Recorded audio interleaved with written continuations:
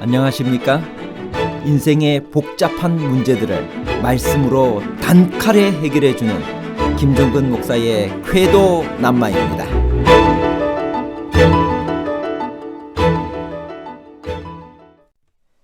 갈라디아 4장 25절에 지금 있는 예루살렘은 무엇이며 위에 있는 예루살렘은 무엇을 가리키나요?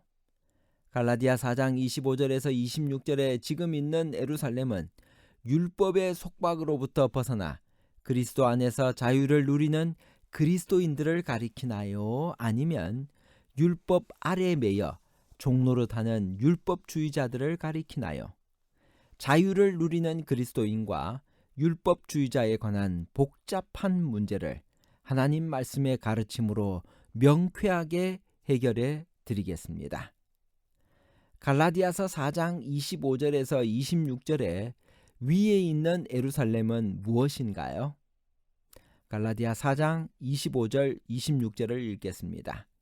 이 하갈은 아라비아에 있는 시내산으로서 지금 있는 예루살렘과 같은 곳이니 그가 그 자녀들과 더불어 종노릇하고 오직 위에 있는 예루살렘은 자유자니 곧 우리 어머니라. 갈라디아 4장 21절에서 31절은 계집종의 자녀와 자유하는 여자의 자녀를 율법과 복음으로 비교하고 있는 유명한 이야기입니다. 사라가 난 아들은 하나님의 약속에 따라 얻은 언약의 자녀였습니다. 그러나 하갈의 자녀는 약속을 따라 난 것이 아니라 육체를 따라 난 종의 자식이었습니다. 그는 주인에게 종속되어 있었으며 자유가 없었습니다. 육체를 따라 났다는 것은 영적인 것을 따라 혹은 약속을 따라 났다는 것과 반대되는 개념으로 인간의 행위 혹은 의지를 따라 일어난 일이란 뜻입니다. 바울은 또한 하갈을 아라비아에 있는 시내산으로 나타내고 있습니다. 율법이 주어진 곳은 약속의 땅이 아니라 시나이 반도에 있는 시내산이었습니다. 시내산을 아라비아에 있다고 말한 것은 넓은 의미의 아라비아를 말한 것입니다. 이 하갈은 또한 지금 있는 아라비아와 같은 곳이라고 기록되었습니다. 지금 있는 예루살렘이란 표현은 율법의 수호자로 자처하며 성전을 가지고 있고 거기에서 조석으로 의식법에 따라 제물이 바쳐지는 예루살렘을 율법의 대표적인 화신으로 상징한 것입니다. 지금 있는 예루살렘을 하갈과 동일시하여 율법 아래 매여 종노릇하는 율법주의자들 혹은 이스라엘 백성을 나타냈다면 위에 있는 예루살렘은 그것과 대조되는 것으로 율법의 속박으로부터 벗어나 그리스도 안에서 자유를 누리는 그리스도인들 혹은 교회를 말합니다. 그러므로 예루살렘은 자유자니 곧 우리 어머니라는 표현이 가능한 것입니다. 예수께서 머리이신 교회는 우리를 믿음으로 약속의 자녀로 낳아준 어머니인 것입니다. 믿음과 자유 대 행함과 종에 대한 교훈을 예증하려 만든 비유는 무엇인가요? 갈라디아 4장 24절에서 26절입니다. 이것은 비유니 이 여자들은 두 언약이라.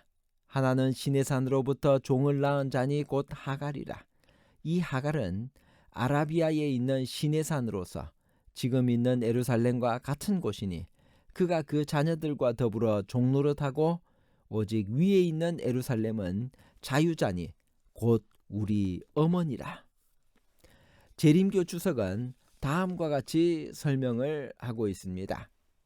24절에 나오는 말씀, 비유에 관한 것입니다. 비유란 인물과 사물과 행위에 은유적 의미가 있으며 그 의미가 함축되어 있으나 명백하게 기술되어 있지 않은 이야기입니다. 바울은 이 비유를 통해 갈라디아 교인들이 잘못하여 빠진 영적 종의 신분을 예정하는데 실제로 그들은 그렇게 되기 원했던 것 같습니다. 역사적 사건은 그것이 일어났을 때나 모세가 그것을 기록했을 때만 해도 비유가 아니었습니다. 믿음과 자유 대 행함과 종에 대한 교훈을 예증하려는 명백한 목적으로 역사적 사건에서 비유를 만든 사람은 바로 바울입니다. 그는 이런 것들이 비유였다고 말하지 않고 비유이다라고 말하는데, 다시 말하면 이야기를 진술하면서 비유를 만들고 있다는 말입니다. 바울 당시 이런 강연법은 흔했습니다. 예수의 가르침에 매우 흔했던 비유의 사용과 비교해 볼 수 있습니다.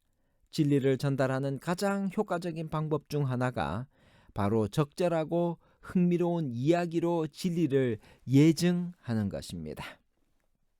두 언약에 관한 이야기가 나옵니다. 하나는 사라로 표상된 믿음의 언약이며 다른 하나는 하갈로 표상된 행위의 언약입니다. 종을 낳았다라고 표현했는데 문자적으로는 자녀를 종으로 낳다라는 뜻입니다. 사람이 자신을 구원하기 위해 율법의 행위에 의존하는 한 종노릇에서 벗어날 길은 없습니다. 구원을 얻기 위해 무슨 일을 하더라도 결코 성공하지 못합니다. 그는 불가능한 업무를 수행하도록 스스로에게 의무를 지웠습니다. 율법주의, 곧 율법의 문자는 어떤 율법이든 죽음을 초래합니다. 25절에 보면 시내산에 관한 이야기가 나옵니다.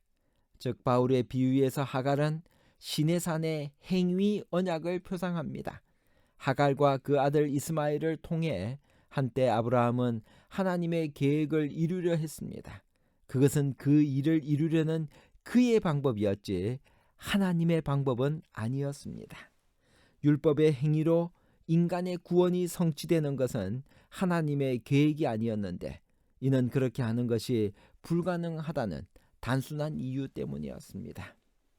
지금 있는 예루살렘에 관한 설명을 드리겠습니다. 즉 민족으로서의 문자적 이스라엘을 상징합니다. 이스라엘은 아브라함이 하갈 및 이스마엘로 인해 빚은 실수, 즉 인위적인 계획으로 하나님의 목적을 이루려는 실수를 여전히 범했습니다.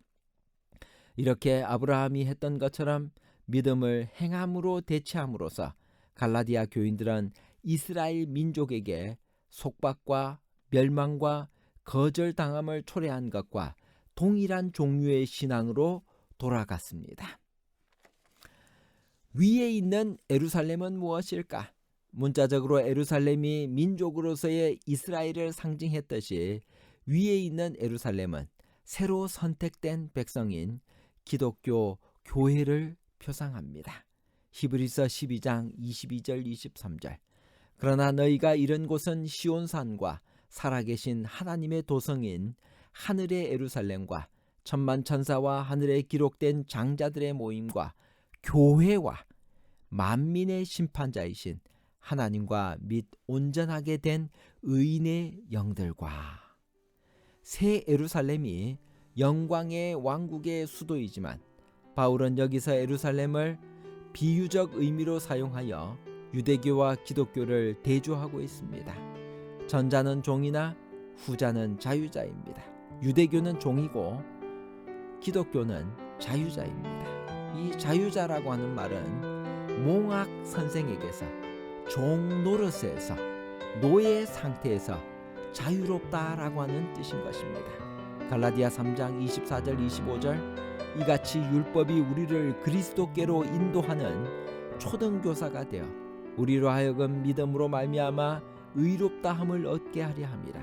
믿음이 온 후로는 우리가 초등교사 아래에 있지 아니하도다 라고 성경은 우리에게 이야기합니다. 갈라디아 4장 3절. 이와 같이 우리도 어렸을 때 이 세상의 초등학문 아래에 있어서 종노릇 하였더니. 유대인과 이방인 사이에 막힌 담을 그리스도께서 허셨습니다. 그리스도를 믿는 믿음으로 이루어진 이 연합에 대한 복된 소식은 이방인들에게 큰 기쁨이 됐습니다. 이는 그들이 이제는 유대인과 동등하게 받아들여졌기 때문입니다.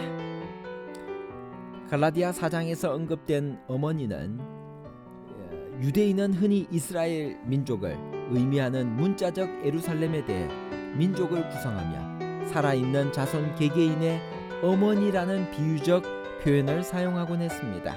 이와 흡사한 의미로 역사적 기독교 교회는 살아있는 그리스도인들의 어머니인 것입니다. 결론입니다. 첫 번째, 지금 있는 예루살렘은 율법 아래 매여 종노릇하는 율법주의자들 혹은 이스라엘 백성을 나타냅니다. 둘째, 위에 있는 예루살렘은 지금 있는 예루살렘과 대조되는 말로서 율법의 속박으로부터 벗어나 그리스도 안에서 자유를 누리는 그리스도인들 혹은 교회를 말합니다. 셋째, 예수께서 머리이신 교회는 우리를 믿음으로 약속의 자녀로 낳아준 어머니인 것입니다. 감사합니다.